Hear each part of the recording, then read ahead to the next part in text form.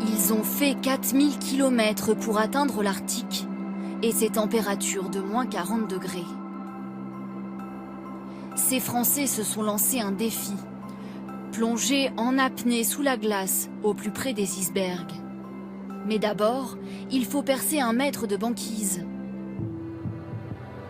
Dernière inspiration pour Laurent Marie, 34 ans.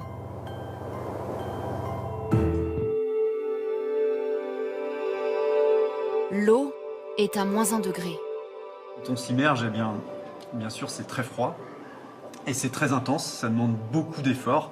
Et ce sont les couleurs qui nous éblouissent dans un premier temps.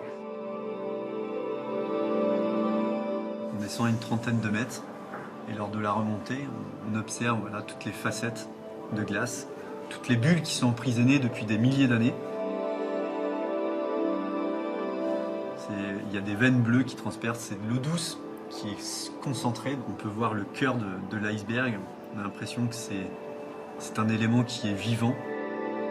Laurent ne doit surtout pas perdre de vue l'ouverture dans la glace, au risque de rester prisonnier sous la banquise. Dans ces conditions extrêmes, il ne peut plonger que 2 à 3 minutes. À peine sorti par -40 degrés, les gouttes d'eau sur le masque se transforment instantanément en stalactites de glace. Trop beau.